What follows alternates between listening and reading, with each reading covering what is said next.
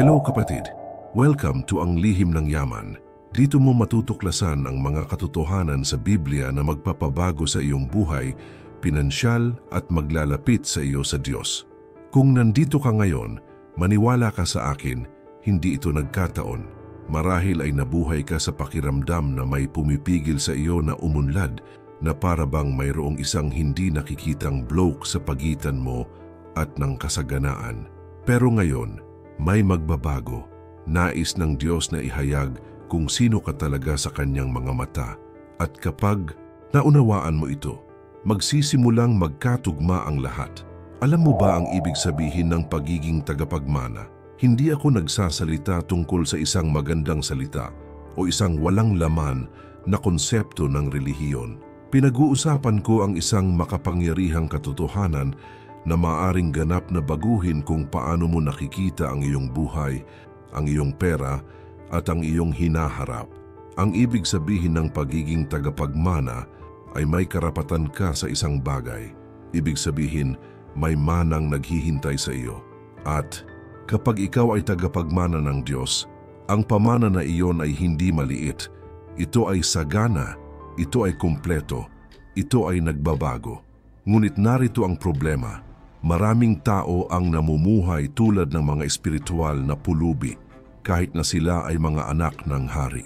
Nagigising sila araw-araw na bitbit ang bigat ng kakapusan, tumitingin sa mga perang papel na hindi nadaragdagan, mga pangarap na tila imposible, mga pagkakataong hindi dumarating. At sa kaibuturan ng kanilang mga puso, mayroong isang tahimik, masakit na tanong. Bakit laging napakahirap para sa akin? Naranasan mo na bang ganito? Para kang lumalaban mag-isa, parang kinalimutan ka na ng Diyos? Tulad ng kasaganaan ay para sa iba, ngunit hindi para sa iyo? Ang sakit na ito ay totoo at gusto kong malaman mo na nakikita ito ng Diyos. Nakikita niya ang bawat gabi na nag-aalala ka sa tuwing kailangan mong magsabi ng hindi sa taong mahal mo dahil wala ang pera, bawat sandali na nararamdaman mong maliit, kulang, nakulong. Ngunit makinig sa kung ano ang sasabihin ko sa iyo ng buong pagmamahal at buong katotohanan. Hindi ito ang buhay na binalak ng Diyos para sa iyo. Hindi ka nilikha para mamuhay sa kakapusan. Hindi ka nilikha para mamuhay sa takot sa bukas. Hindi ka nilikha para maging alipin ng utang o mga pangyayari. Nilikha ka para sa higit pa. Ikaw ay nakatadhana na umunlad. Tinawag ka para mamuhay ng sagana. At ito ay hindi lamang isang magandang pangako. Ito ang salita ng Diyos. Sa Roma, Kabanata 8, versikulo 17, nasusulat, kung tayo ay mga anak, kung gayon tayo ay mga tagapagmana ng Diyos at mga kasamang tagapagmana ni Kristo. Naiintindihan mo ba kung ano ang ibig sabihin nito? Kung ikaw ay anak ng Diyos, ikaw ay tagapagmana. At bilang tagapagmana, may manang naghihintay sa iyo. Hindi isang mana ng kakapusan, ngunit ng kasaganaan. Hindi isang mana ng limitasyon, ngunit ng kapunuan. Hindi isang pamana ng buhay lamang, ngunit ng may layunin na kaunlaran. At narito ang bahaging nagbabago sa lahat. Ang mana na ito ay sa iyo na. Hindi ito nakasalalay sa iyong pagganap. Hindi ito nakasalalay sa iyong nakaraan. Hindi ito nakasalalay sa iyong mga pagkakamali. Ito ay nakasalalay sa isang bagay lamang. Ikaw ay anak ng Diyos. At kung ikaw ay isang bata, ikaw ay isang tagapagmana, panahon. Ngunit mayroong isang bagay na pumipigil sa iyong matanggap ang mana na ito. Mayroong isang bagay na humaharang sa daloy ng banal na provision sa iyong buhay. At ngayon, sa video na ito, matutuklasan mo ng eksakto kung ano ito at kung paano malalampasan ang pagbara na ito minsan at para sa lahat. Mauunawaan mo kung bakit itinadhana ka ng Diyos na yumaman. Matututuhan mo kung paano ang kinin, ang mana na ito nasa iyo na. At iba ang iyong iiwan dito na nakabukas ang iyong mga mata sa isang espiritual na katotohanan na magbabago sa iyong buhay, pinansyal magpakailanman. At bago tayo magpatuloy, Gusto kong gumawa ka ng isang mahalagang bagay sa akin ngayon.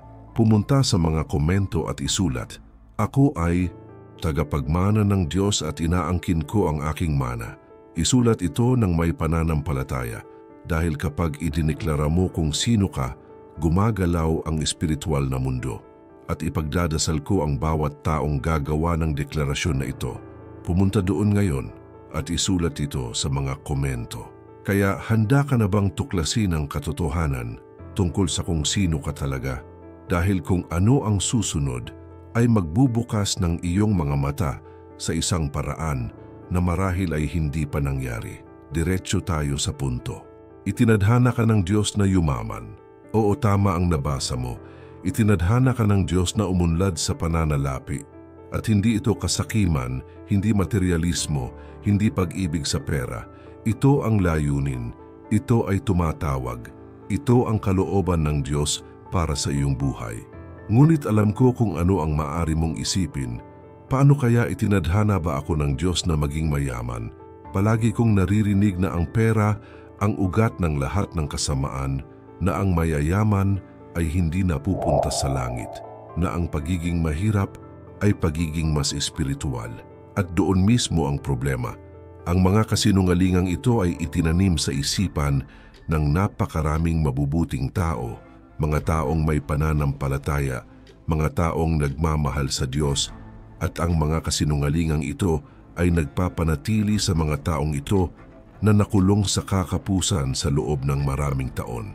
Hayaan mong ipakita ko sa iyo ang katotohanan. Hindi sinasabi ng Biblia na ang pera ang ugat ng lahat ng kasamaan. Sa 1 Timoteo Kabanata 8, versikulo 10, sinasabi nito, "Sapagkat ang pag-ibig sa salapi ay ugat ng lahat ng uri ng kasamaan." Nakikita mo ba ang pagkakaiba? Ang problema ay hindi pera. Ang problema ay ang pag-ibig sa pera. Ang problema ay kapag ang pera ay naging isang idolo, kapag ito ay pumalit sa Diyos sa puso. Pero may pera, umuunlad sa pananalapi, hindi kasalanan niyon. Iyan ay isang pagpapala. Tingnan ang nakasulat sa Deuteronomio, Kabanata 8, versikulo 18. "Alalahanin mo ang Panginoon mong Diyos, sapagkat Siya ang nagbibigay sa iyo ng kakayahang gumawa ng kayamanan." Kita mo? Ang Diyos ang siyang nagbibigay sa iyo ng lakas upang magkaroon ng kayamanan. Hindi ito ang demonyo, hindi ito ang mundo. Diyos ito. Nais niyang umunlad ka. Gusto niyang magkaroon ka ng resources. Nais niyang mamuhay ka ng sagana. Ngunit narito ang susi. Nais ng Diyos na yumaman ka ng may layunin. Hindi para maipon, hindi para magpakitang gilas, hindi para gawing Diyos mo ang pera, kundi para pagpalain, upang maglingkod, upang maging isang channel ng probisyon sa buhay ng iba, upang tustusan ang kaharian ng Diyos sa lupa, upang maging sagot sa panalangin sa buhay ng isang taong nangangailangan. Kapag pinaunlad ka ng Diyos, hindi ka lang niya pinagpapala, ginagamit ka niya, binibigyan ka niya ng kapangyarihan na maging bahagi ng kanyang plano ng pagtubos at pagpapanumbalik sa mundong ito. At iyon ay makapangyarihan, iyan ay transformative na nagbibigay kahulugan sa kayamanan. Kaya, kapag sinabi kong itinadhana ka ng Diyos na yumaman, hindi ito tungkol sa pagkakaroon mo ng mas malaking bahay o mas magandang sasakyan, bagamat ang mga bagay na iyon ay maaaring maging resulta. Ito ay tungkol sa iyong pag-unawa na ang Diyos ay nagtitiwala sa iyo. Nagtitiwala siya na gagamitin mo ang mga mapagkukunang ibinibigay niya sa iyo ng matalino, bukas palad at naayon sa kanyang layunin. Nagtitiwala siya na hindi ka gagawa ng pera bilang isang idolo, ngunit isang kasangkapan para sa kabutihan. At narito ang pinakamakapangyarihang paghahayag. Ikaw ay tagapagmana na. Ang mana ay sa iyo na. Ngunit upang matanggap ito, kailangan mong angkinin. Kailangan mong ihinto ang pamumuhay tulad ng isang pulubi at simulan ang pamumuhay tulad ng isang bata. Kailangan mong ihinto ang paghingi ng mga pagpapala at simulan ang pag-angkin kung ano ang sa iyo na sa pamamagitan ng espiritual na karapatan. Sa Galacia Kabanata 4, versikulo 7 nasusulat, "Kaya't hindi ka na alipin, kundi bata, at kung anak ay tagapagmana nga ng Diyos." Hindi ka alipin ng kakapusan, hindi ka alipin ng kahirapan, hindi ka alipin ng mga pangyayari. Ikaw ay isang bata, at bilang isang bata, ikaw ay isang tagapagmana. At bilang tagapagmana, may karapatan ka sa mana. Ngunit ang pag-aari ay hindi lamang tungkol sa pagdarasal at paghihintay. Ang pag-aari ay tungkol sa paghahanay ng iyong isip sa katotohanan ng Diyos. Ito ay tungkol sa pagsira sa kakapusan na mindset na pumipigil sa iyo. Ito ay tungkol sa pagsisimulang kumilos bilang isang tagapagmana, hindi isang pulubi. Ito ay tungkol sa pagsisimulang gumawa ng matalino, mapagbigay ng mga pagpipilian sa pananalapi na nakahanay sa salita. Ito ay tungkol sa pagsisimulang maghasik, magbigay at mamuhunan sa kaharian. Ito ay tungkol sa pagsisimulang magtrabaho nang may layunin, alam na binibigyan ka ng Diyos ng lakas upang umunlad. At iyon mismo ang matututuhan mo sa buong video na ito. Matutuklasan mo ang praktikal na hakbang-hakbang na proseso upang lumipat mula sa mindset ng kakapusan patungo sa mindset ng tagapagmana. Matututuhan mo kung paano ilapat ang mga prinsipyo ng Biblia na nagbubukas ng banal na probisyon sa iyong buhay. Mauunawaan mo kung paano umunlad ng may layunin sa paraang nagpaparangal sa Diyos at nagbabago sa iyong realidad. Dahil hindi sapat ang pagkaalam sa katotohanan, kailangan mong ilapat ang katotohanan at iyon ang gagawin naming magkasama ngayon. Bago ko ipakita sa iyo ang praktikal na hakbang-hakbang na proseso na magbabago sa iyong buhay pinansyal, kailangan kong magkwento sa iyo. Isang kwentong magpapaunawa sa iyo sa kapangyarihan ng pamumuhay bilang isang tagapagmana. Lumaki siya sa gitna ng kakapusan at pakikibaka. Ang kanyang pangalan ay Ana Reyes at siya ay nanirahan sa Taguig City. Si Ana ay palaging isang babaeng may pananampalataya. Mula pagkabata nagsisimba siya, nagdarasal araw-araw at nagbabasa ng Biblia.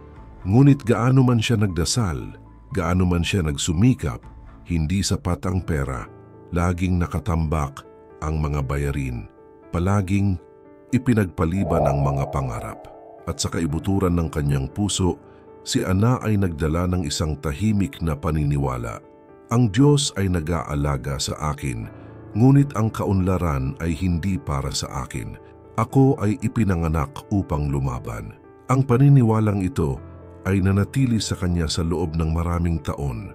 She saw other people prospering and thought, swerte sila, hindi ako. Nakita niya ang mga kwento ng mga pagpapala sa pananalapi at naisip niya, para sa iba iyon, hindi para sa akin. At habang iniisip niya iyon, mas nakumpirma ang kakulangan sa kanyang buhay. Hanggang isang araw si Ana ay nasa isang sandali ng lubos na kawalan ng pag-asa. Nakatambak ang mga utang niya.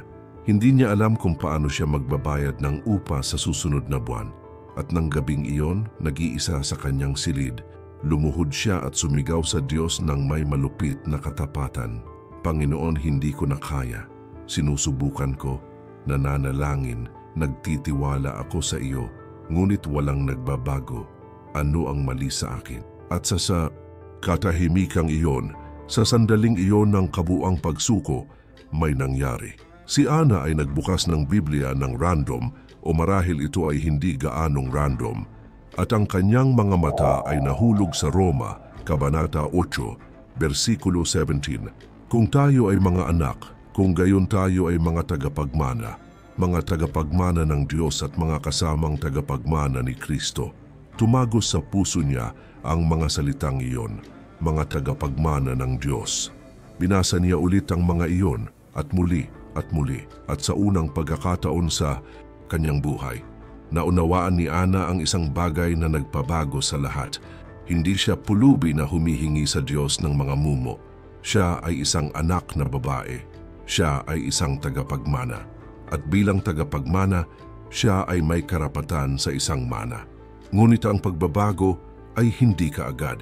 Napagtanto ni Ana na kailangan niyang baguhin hindi lamang ang kanyang mga panalangin, kundi ang kanyang pag-iisip.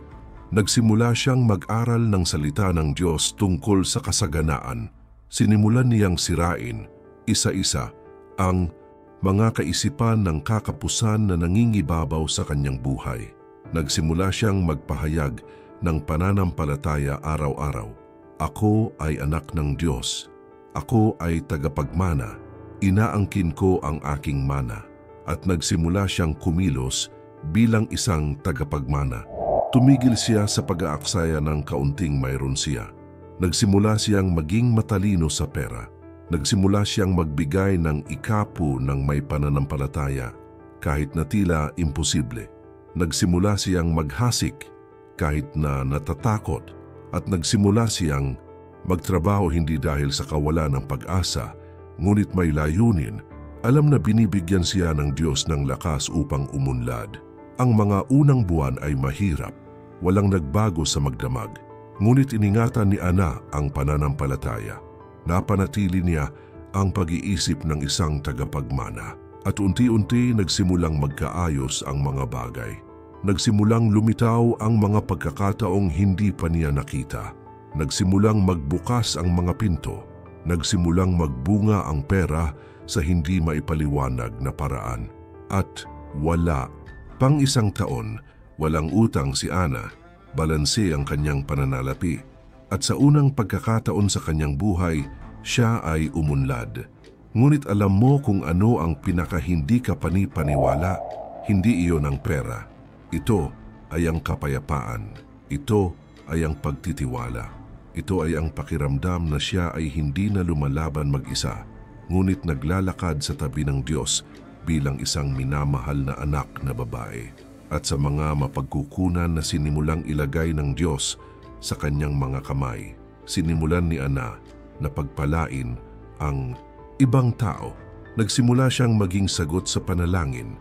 Nagsimula siyang maging channel ng probisyon. At iyon ang nagbigay kahulugan sa lahat.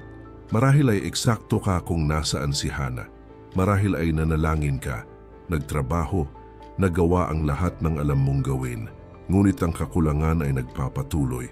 At marahil tulad ni Hana, kailangan mong baguhin hindi lamang kung ano ang iyong ginagawa, ngunit kung paano mo iniisip. Dahil kapag naintindihan mo na ikaw ay tagapagmana, nagbabago ang lahat.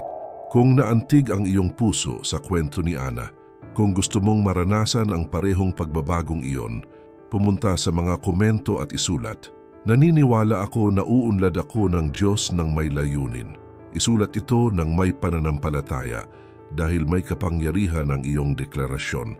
Pumunta doon ngayon at ipahayag ito.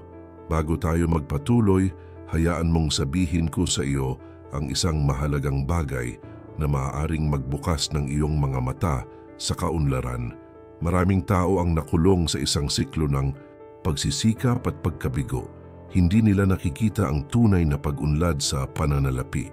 At baka isa ka sa mga taong yan. Alam mo ba kung bakit ka na-trap sa cycle na ito? Simple lang ang dahilan. Walang nagturo sa iyo kung paano ihanay ang iyong isipan sa mga tamang prinsipyo para tunay na umunlad. Ito ang nasa isip ko na nakabuo ako ng isang madiskarteng at transformative tool na tinatawag na ibahin ang iyong mindset at mabilis na paramihin ang iyong pananalapi. Ang praktikal na gabay na ito ay magpapakita sa iyo kung paano lumampas sa mental at espiritual na mga block na pumipigil sa iyong umunlad. Ito ay magtuturo sa iyo kung paano ihanay ang iyong tagapagmana ng pag-iisip sa matalinong pag-uugali ng kasaganaan. Bibigyan ka nito ng malinaw na hakbang-hakbang na proseso upang ayusin ang iyong mga pananalapi, makaalis sa utang, palakihin ang iyong pera at simulan ang pagpaparami. At ang lahat ng ito ay batay sa matibay na mga prinsipyo ng Biblia na talagang gumagana. Ang material na ito ay hindi teorya, ito ay praktikal, nalalapat ito ay transformative. at binabago na nito ang buhay ng maraming tao na na-trap sa parehong financial cycle sa loob ng maraming taon. Mga taong nag-aakalang hindi na sila makakaahon sa utang. Ang mga taong nag-aakalang ang kasaganaan ay hindi para sa kanila at ngayon sila ay nabubuhay sa isang ganap na naiibang katotohanan dahil sila ay nagpasya na kumilos. At tingnan mo, kailangan kong sabihin sa iyo ang isang bagay ng buong katapatan. Bawat araw na ipinagpaliban mo ang isang desisyon ay isa pang araw na natigil sa parehong lugar. Ang pagkakaiba sa pagitan ng mga sumusulong sa mga tumitigil ay simple, aksyon sa tamang panahon. At maaaring ito na ang iyong sandali. Pumunta sa unang nakapin na komento sa ibaba ng video na ito at i-download ang material habang available pa ito. Dahil habang iniisip mo ito, ang iba ay nag-a-apply na nito at umaani ng mga tunay na resulta at nararapat mong maranasan ang pagbabagong ito. Balik tayo. Sa pinag-usapan natin, gusto ko ipapakita ko sa iyo ang isang bagay na praktikal at makapangyarihan na tutulong sa iyo na magsimulang mamuhay bilang isang tunay na tagapagmana. Dahil ang pag-alam na ikaw ay tagapagmana ay isang bagay. Namumuhay tulad ng isa't isa.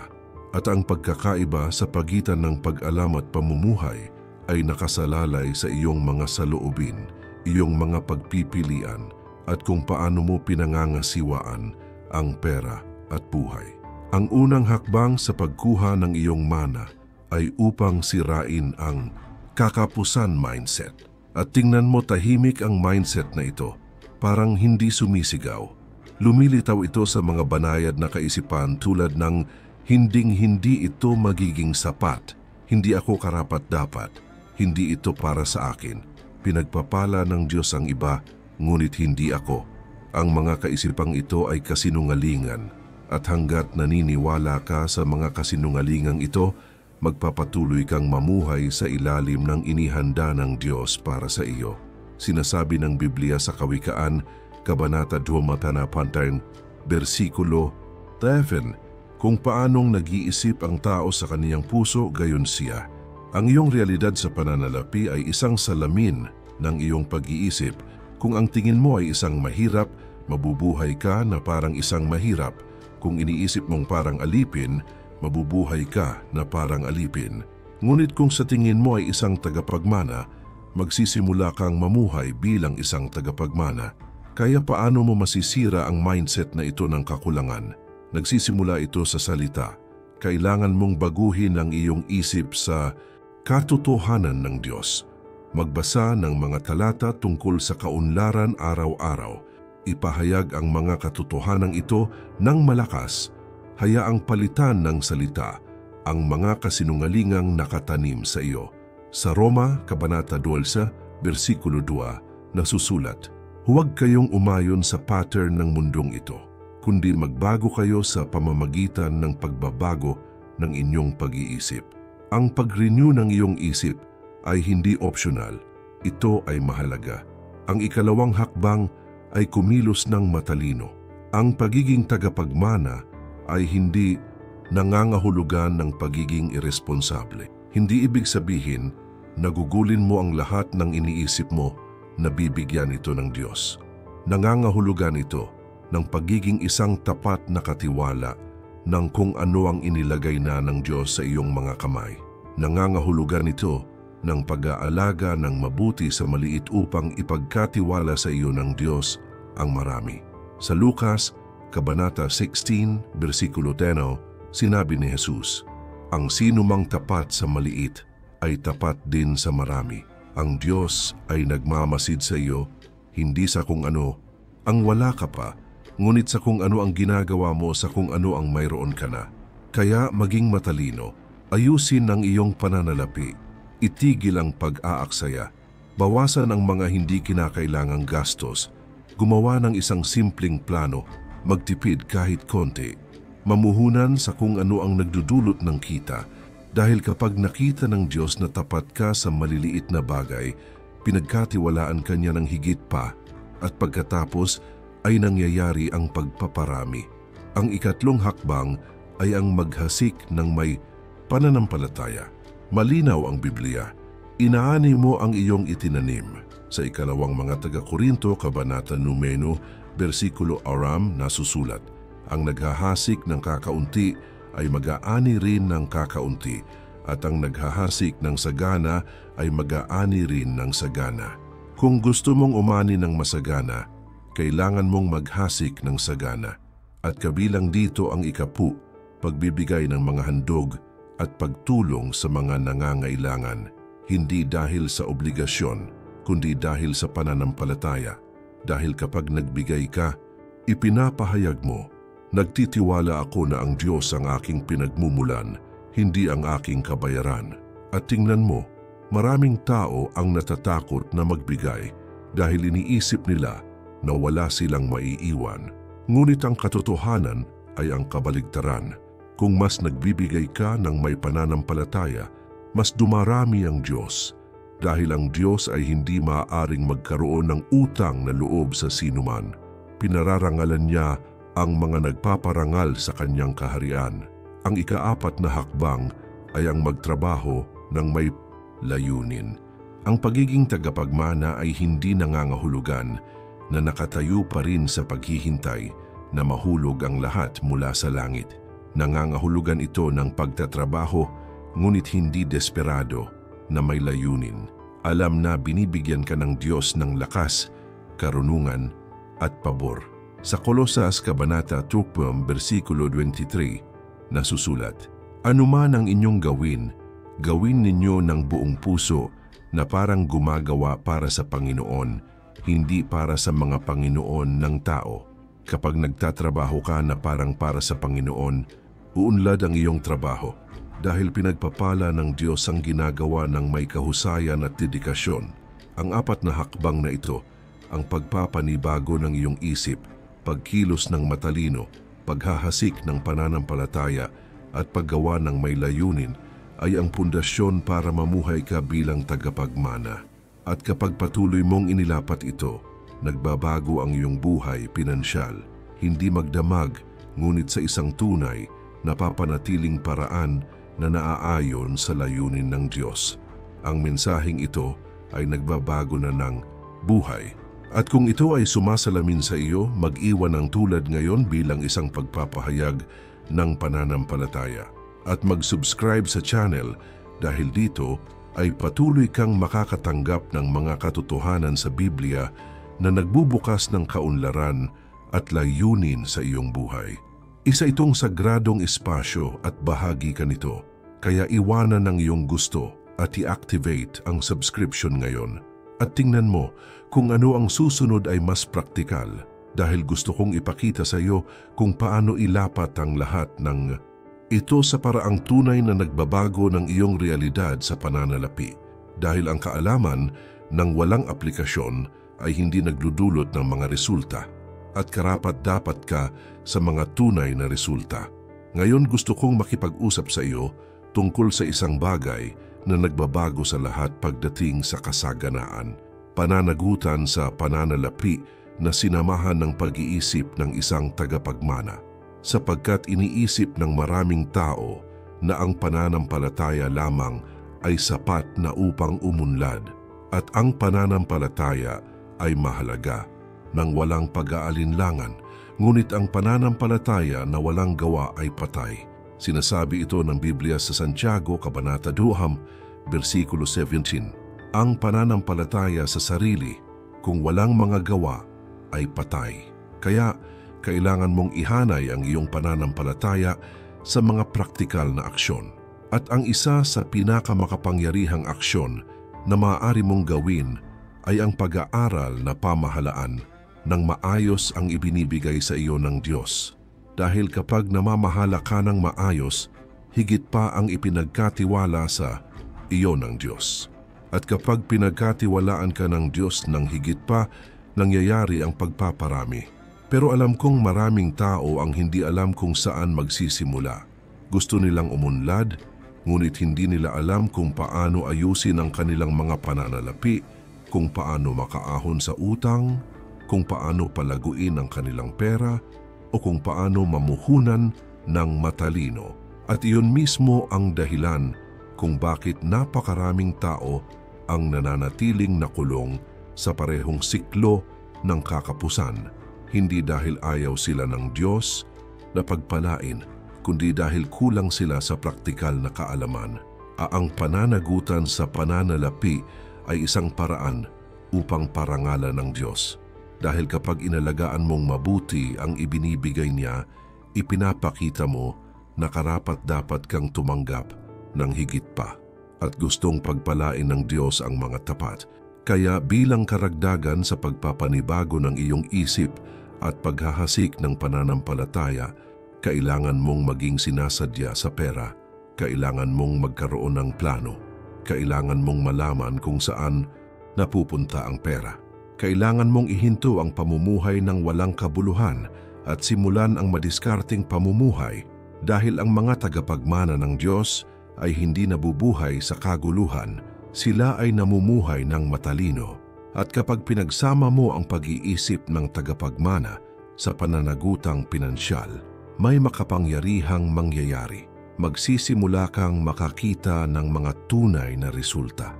Nagsisimulang bumaba ang mga utang, nagsisimulang lumaki ang pera, nagsisimulang lumitaw ang mga pagkakataon, at pakiramdam mo ay sa wakas ay sumusulong ka na dahil ikaw, inaako mo ang pagmamayari ng iyong mana sa praktikal at responsabling paraan, at iyon ay nakalulugod sa puso ng Diyos. Ang isa pang makapangyarihang prinsipyo na kailangan mong maunawaan ay ito. Itinalaga ka ng Diyos na yumaman hindi lamang para sa iyong ikabubuti, kundi para pagpalain ng iba. Dahil ang kaunlaran na walang layunin ay walang laman. Ang kasaganaan na walang pagkabukas palad ay pagkamakasarili. At hindi ka pinagpapala ng Diyos para makaipon ka ng kayamanan. Pinagpapala ka niya upang ikaw ay maging daluyan ng pagpapala. Tingnan ang nakasulat sa ikalawang mga taga-Korinto, Kabanata 1, versikulo 8, at magagawa ng Diyos na ang lahat ng biyaya ay sumagana sa inyo, upang sa lahat ng mga bagay sa lahat ng panahon, na taglay ninyo ang lahat ng inyong kailangan, ay sumagana kayo sa bawat mabuting gawa. Nakikita mo ba sapat at higit pa sa sapat ang ibinibigay sa iyo ng Diyos upang makagawa ka ng mabuti, tumulong, maglingkod at makapagpala? Kapag ikaw ay umunlad ng may layunin, ang pera ay hindi na lamang isang material na yaman. Ito ay nagiging isang espiritual na kasangkapan. Ito ay nagiging isang paraan upang ipahayag ang pag-ibig ng Diyos. Ito ay nagiging sagot sa panalangin sa buhay ng isang taong nangangailangan, at iyon ay makapangyarihan. Iyan ay transformative na nagbibigay kahulugan sa kayamanan. Pag-isipan ito, ilang beses mo na bang gustong tumulong sa isang tao ngunit hindi mo magawa dahil wala kang kakayahan? Ilang beses ka nang nakakita ng pangangailangan at sumakit ang puso mo dahil wala kang magawa? Ilang beses mo na bang gustong mag-ambag sa kaharian ng Diyos ngunit napakahigpit ng pera? Masakit ang mga sitwasyong ito, hindi ba? Dahil sa kaibuturan, gusto mong maging bahagi ng solusyon, gusto mong gamitin ng Diyos. Ngunit ang kakulangan ng mga mapagkukunan ay naglilimita sa iyo. Ngayon, isipin mo ito, pinagpapala ka ng Diyos.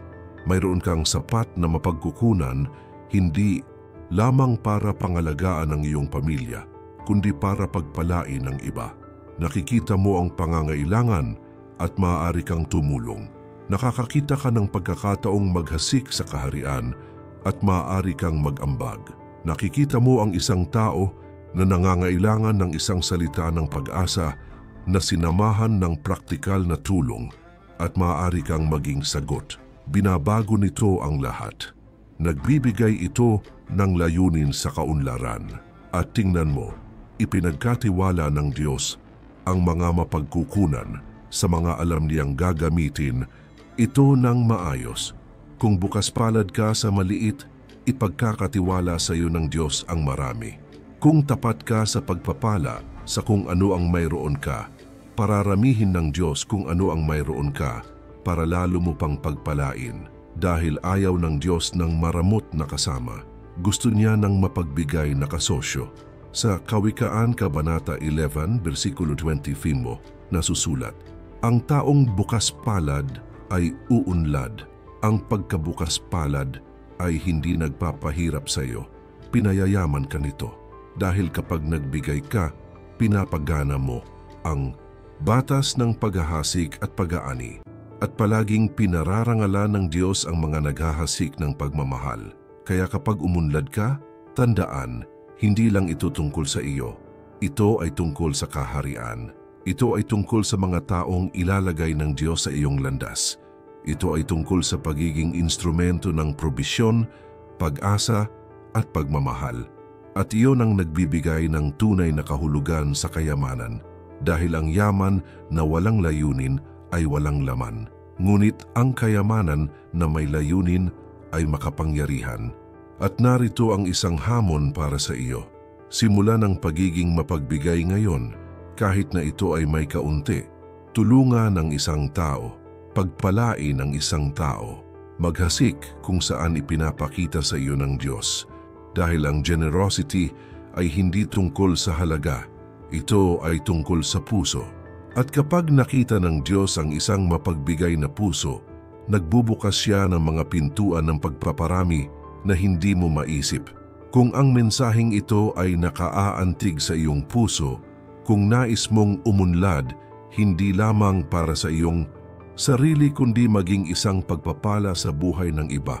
Pumunta sa mga komento at isulat ang "Ako ay magiging isang daluyan ng pagpapala sa buhay ng marami." Ipahayag ito ng may pananampalataya dahil gagamitin ka ng Diyos sa makapangyarihang mga paraan. Pumunta doon ngayon at isulat ito. At meron pa, sapagkat ang susunod ay magpapakita sa iyo kung gaano ang pagsunod sa Diyos ang susi na nagbubukas sa lahat ng pintuan ng probisyon. Dahil ang kaunlaran ay hindi lamang tungkol sa trabaho o diskarte. Ito ay tungkol sa pag-align ng iyong buhay sa kalooban ng Diyos. At kapag ginawa mo iyon, lahat ay nahuhulog sa lugar. Ang pagsunod sa Diyos ang pinakamakapangyarihang susi sa kaunlaran. At hindi ako nagsasalita tungkol sa pagsunod dahil sa takot o obligasyon.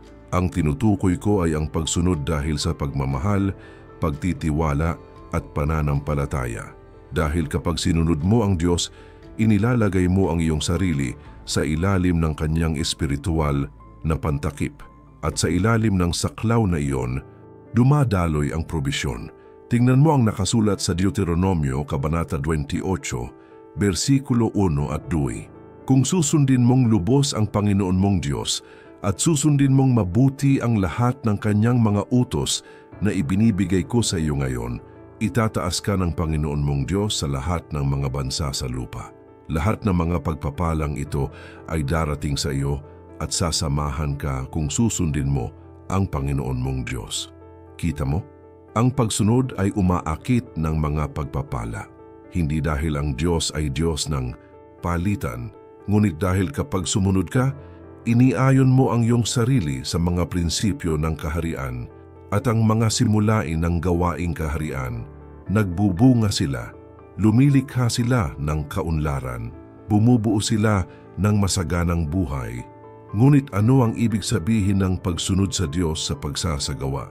Nangangahulugan ito ng paggawa ng iniuutos niya sa iyo kahit na hindi ito makatuwiran. Nangangahulugan ito ng ikapu kahit na mahirap ang pera. Nangangahulugan ito ng pagpapatawad kahit na ang sakit ay matindi. Nangangahulugan ito ng pagiging tapat sa negosyo kahit na mas madaling manloko. Nangangahulugan ito ng paggawa ng may kahusayan kahit na walang nanonood. Nangangahulugan ito ng pagtitiwala kahit na iba ang sinasabi ng mga pangyayari. At tingnan mo, hindi laging madali ang pagsunod. Minsan hinihiling sa iyo ng Diyos na magbigay kapag gusto mong panatilihin. Minsan hinihiling niya sa iyo na maghintay kung kailan mo gustong kumilos. Minsan, hinihiling niya sa iyo na magtiwala kapag ang lahat ay tila nawala. Ngunit sa tuwing susunod ka, pinatitibay mo ang iyong pananampalataya. At sa tuwing pinatitibay mo ang iyong pananampalataya, lalo kang napapalapit sa paglalaan ng Diyos. Nakakita na ako ng napakaraming kwento ng mga taong umunlad dahil lamang sa pagsunod nila sa Diyos sa isang partikular na bagay. Isang tao na masunurin sa ikapu at nakita ang kanilang pera na nagsimulang lumago sa hindi maipaliwanag na mga paraan. Isa pa na masunurin sa pagpapatawad sa isang tao at hindi nagtagal ay nakatanggap ng hindi inaasahang pagkakataon sa trabaho. Isa pang masunurin sa paghahasik ng malaking halaga kahit na may takot at umani ng pagpaparami na tanging Diyos lamang ang makakagawa. Ang pagsunod ay nagbubukas ng mga pintuan. Ang pagsunod ay nagpapagalaw ng mga bundok. Ang pagsunod ay nagpapagana ng banal na probisyon dahil kapag sumunod ka, ipinapahayag mo, nagtitiwala ako sa iyo, Panginoon, hindi sa mga pangyayari, hindi sa aking pangunawa, kundi sa iyo. At pinararangalan ng Diyos ang mga nagtitiwala sa Kanya. Kaya saan hinihiling ng Diyos na sundin mo ngayon? Saan Kanya tinatawag na gumawa ng isang hakbang ng pananampalataya? Saan Niya hinihiling na magtiwala ka kahit na walang pag-unawa? Dahil maaaring tiyak na sa puntong ito ng pagsunod na naharang ang iyong kaunlaran. At kapag sumunod ka, nagbabago ang lahat. Masyadong makapangyarihan ang mensaheng ito para itago sa iyong sarili. Kailangang marinig ito ng ibang tao. Ang isang taong kilala mo ay naipit sa kakapusan at kailangang maunawaan na itinadhana sila ng Diyos na umunlad. Ibahagi ang video na ito ngayon. Ipadala ito sa isang kaibigan, miyembro ng pamilya, isang taong kilala mo na nangangailangan ng mensaheng ito. Dahil kapag nagbahagi ka, nagiging bahagi ka ng pagbabagong gustong gawin ng Diyos sa buhay ng ibang tao. At may isa pang mahalagang bagay na kailangan kong sabihin sa iyo. Dahil ang kasaganaan ay hindi lamang tungkol sa pagkakaroon. Ito ay tungkol sa pagiging. At kung ano ka sa loob ay tumutukoy kung ano ang iyong maaakit sa labas. Kaya pag-usapan natin ngayon ang tungkol sa isang bagay na nagbabago sa lahat. Karakter. Ang katangian ay ang pundasyon ng napapanatiling kaunlaran. Dahil maaari kang makakuha ng kayamanan ng walang karakter, ngunit hindi mo ito magagawang panatilihin. Ang Biblia ay puno ng mga kwento ng mga taong umunlad sa isang panahon, ngunit nawala ang lahat dahil kulang sila sa pagkatao. At ang karakter ay hindi optional, ito ay mahalaga. Kapag pinag-uusapan ko ang tungkol sa karakter, ang pinag-uusapan ko ay tungkol sa integridad, tungkol sa katapatan, tungkol sa pagpapakumbaba, tungkol sa responsibilidad. I'm talking about doing the right thing kahit walang nanunood. Ang tinutukoy ko ay ang paggalang sa iyong salita kahit na mahirap. Ang tinutukoy ko ay ang pagtrato sa mga tao ng patas kahit na mas kapakipakinabang na linlangin sila. Ang Kawikaan, Kabanata 22, Talata 1 ay nagsasabi, ang mabuting pangalan ay higit na kanais-nais kaysa malaking kayamanan. Ang paggalang ay mas mabuti kaysa pilak o ginto. Ang iyong pangalan, ang iyong reputasyon, ang iyong karakter ay mas mahalaga kaysa sa anumang halaga ng pera. Dahil ang pera ay maaari mong mawala at mabawi. Ngunit ang karakter kapag nawala ay halos imposibleng maibalik. At tingnan mo, hindi pinagpapala ng Diyos ang mga kulang sa pagkatao dahil alam niya na ang kayamanan sa kamay ng isang taong walang pagkatao ay nagiging kasiraan, nagiging pride. Ito ay nagiging pang-aapi at ang Diyos ay hindi mag-aambag diyan. Kaya bago ka ipagkatiwala ng Diyos sa mga dakilang mapagkukunan, ginagawa niya ang iyong pagkatao, hinuhubog ka niya, pinipino ka niya, inihahanda ka niya. At madalas, ang pagkaantala na nararamdaman mo ay hindi pagkakait ng Diyos sa iyo ng pagpapala. Inihahanda ka ng Diyos para sa pagpapala dahil ang kasaganaan na hindi mo handang tanggapin ay maaaring sirain ka. Ngunit ang kasaganaan na natatanggap mo na may nabuong karakter ay nagpapanatili at nagpaparami sa iyo. Kaya saan mo kailangang lumago sa pagkatao?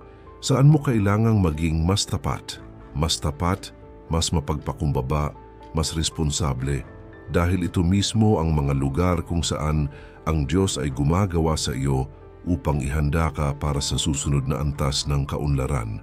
At kapag nakipagtulungan ka sa Kanya sa prosesong ito, bumibilis ang lahat.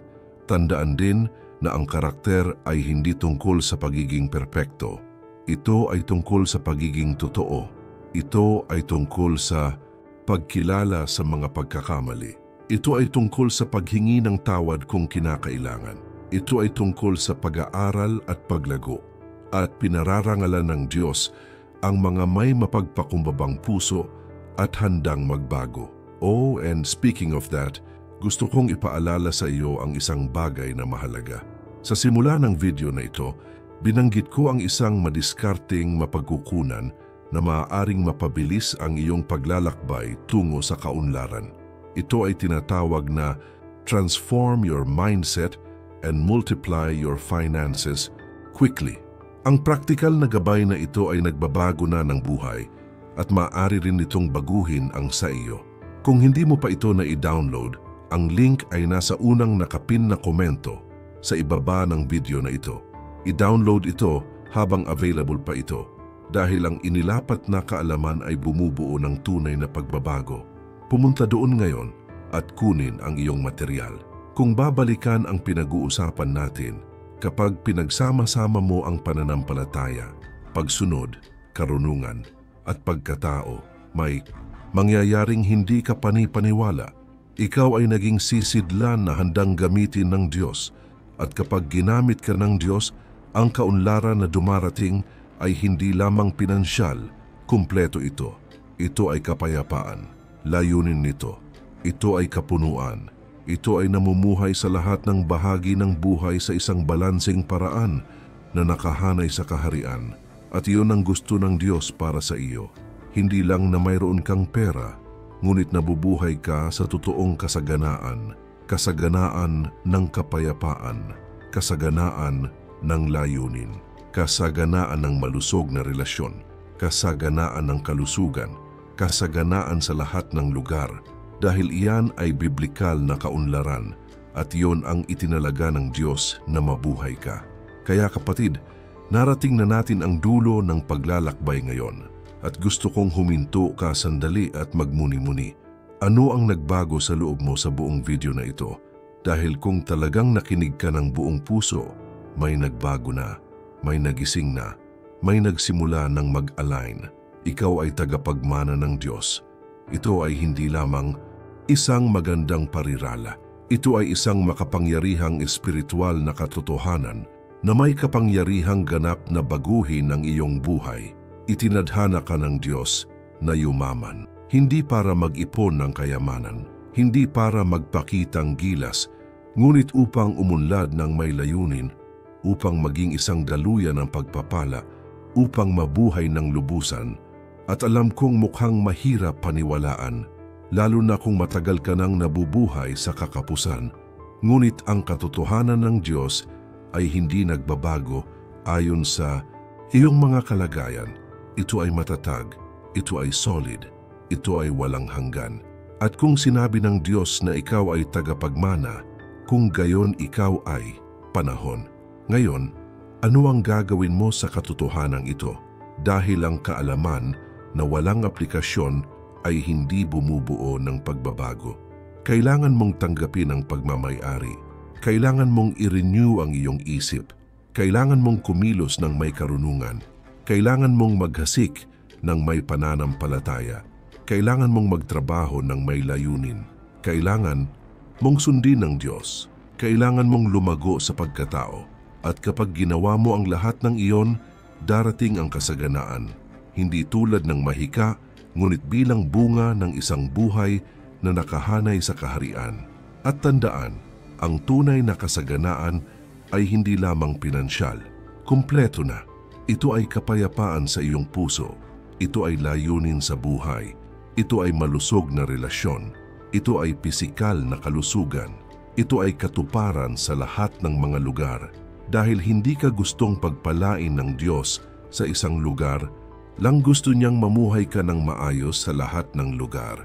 Kaya ngayon, gumawa ng isang pagpipilian. Piliin mong mamuhay bilang tagapagmana. Piliing huminto sa pagmamakaawa at simulan ang pag-angkin kung ano ang sa iyo na. Piliing magtiwala na ang Diyos ay tapat kahit na iba ang sinasabi ng mga pangyayari. Piliing sumunod kahit mahirap. Piliin na maging bukas palad kahit na tila mapanganib. Dahil ang bawat pagpili na gagawin mo patungo sa Diyos ay isang pagpili patungo sa kaunlaran. At gusto kong ipagdasal ka ngayon. Panginoon, ipinagdarasal ko ang taong nanonood ng video na ito ngayon. Dalangin ko na ang mga mata ng kanilang puso ay mabuksan upang makita ang katotohanan na sila ay inyong anak, isang tagapagmana ng kaharian na nakatakdang umunlad ng may layunin. Basagin ang bawat mindset ng kakapusan. I-unlock ang bawat pinto ng probisyon. Paramihin ang gawa ng kanilang mga kamay. At naway mabuhay sila ng buo, niluluwalhati ang iyong pangalan. Sa pangalan ni Jesus, Amen. Kung tinanggap mo ang salitang ito ng may pananampalataya, pumunta sa mga komento ngayon at isulat, "Tinatanggap ko ang aking mana bilang anak ng Diyos." Ipahayag ito ng may pananalig dahil ang iyong deklarasyon ay may kapangyarihan sa espiritual na mundo. Mag-iwan ng like bilang pagpapahayag ng pasasalamat sa Diyos at mag-subscribe sa channel dahil dito ay patuloy kang makakatanggap ng mga katotohanan sa Biblia na nagbabago ng buhay. Ito ay puwang ng pananampalataya, pag-asa at kaunlaran na may layunin at ikaw ay bahagi nito. Pero may kailangan pang mangyari ngayon dahil ang pag-unawa na ikaw ay tagapagmana ay ang unang hakbang, ngunit kailangan mong buhayin ang mana na iyon sa pamamagitan ng panalangin at may inihanda akong makapangyarihan para sa iyo. Ang susunod na video na lumalabas sa screen ngayon ay isang panalangin ng pagpaparami na maglalabas ng probisyon ng Diyos sa lahat ng mayroon ka na sa iyong mga kamay. Ito ay isang panalangin na nagpapahayag ng pagpaparami sa iyong trabaho, iyong pera at iyong mga pagsisikap. At kapag nananalangin ka ng may pananampalataya, kumikilos ang Diyos. I-click ang video na ito ngayon. Pray with me. God will multiply what you have in your hands. Huwag ipagpaliban. Maaring ito na ang eksaktong sandali na pinili ng Diyos na palayain ang pagpaparami sa iyong buhay. Sama-sama tayong manalangin ngayon. I-click at samahan ako sa makapangyarihang panalangin ito. Pagpalain ka nawa ng Diyos ng sagana. At tandaan, ikaw ay isang tagapagmana. I-claim ito